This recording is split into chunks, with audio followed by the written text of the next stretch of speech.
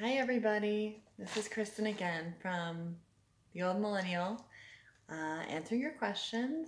I have a new question for today from Kim in Binghamton, New York. Let's dig in. Hi, Kristen. I just discovered you on YouTube. Yay. And need some advice. I'm 23 years old and I live on my own. The problem is my family. I come from a close knit family, but they are extremely critical.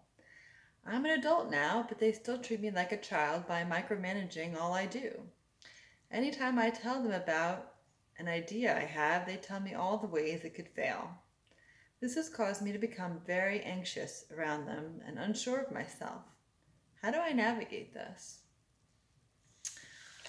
Thank you, Kim, for writing. I feel like this is a really common problem in our society, especially maybe even now getting even worse and worse with helicopter parenting and lawnmower parenting and all those types of parenting.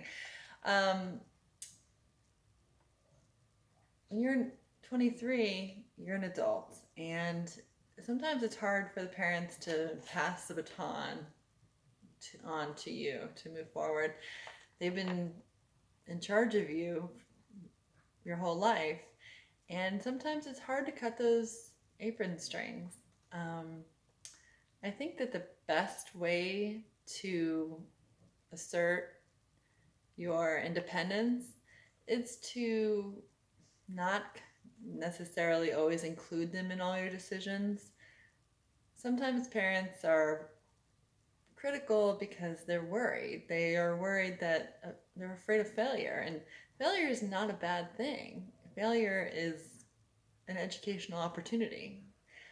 So you shouldn't be afraid of failure. Failure is part of life. And so you should do go for your ideas, try them out. You never know when something's going to be wildly successful. So my advice would be to not give them so much information and just go on your dreams and seek counsel of people who will encourage you and not discourage you, because the world is full of people who are going to discourage you, but there are only few people who will lift you up, and those are the types of people you want to surround yourself with. It doesn't mean you have to cut out your family. It doesn't mean you have to be mean to them.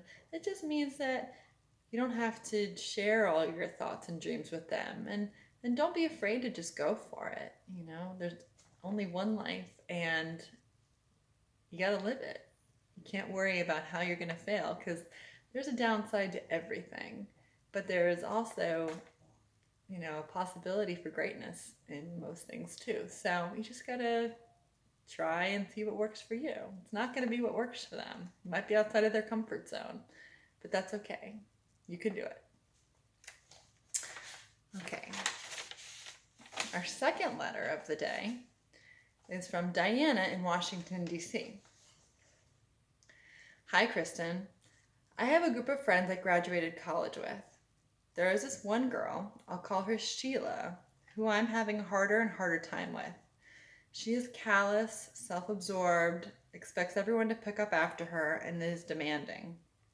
How do I navigate this group of friends without this girl? We are all separated by distance, but see each other once or twice a year or on special occasions. I'm just done with her. Help. That's a tricky one, because when you're in a group like that, it's hard to sever one and not split apart the whole group. So in that situation, I would probably just play nice and be cordial when you see her. If it's only once or twice a year, that isn't that much that you can't just show common courtesy to someone. You don't have to go out of your way for her or really allow her to treat you badly. If she's treating you badly, you should just tell her in the moment that you're not going to do that, or that she needs to buck up or do better, or what she's doing isn't acceptable. Or you could just say nothing and just let it pass and go on your daily business. I think the best way to continue your friendships with these other girls is just to make sure that you're staying in touch with the ones that really matter to you and make sure that they're part of your life. And you might find that gradually over time that the dynamics start to shift and maybe different people start to become from, stick with other people, and there'll be sort of subgroups, and that's okay. Friendships, they come and go. The ones that are meant to stay around will, and you want to hold on to the valuable ones because they're very rare. But don't worry so much about this person. If you have firm boundaries that they're crossing, make sure that you say your piece and don't go where you're not comfortable.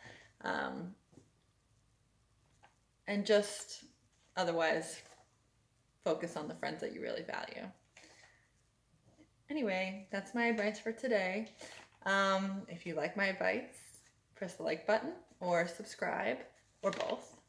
And if you have questions that you would like me to answer, feel free to email me at oldmillennialadvice@gmail.com. That link is in the comments section if you didn't catch that. All right, have a good one. Take care. Till next time.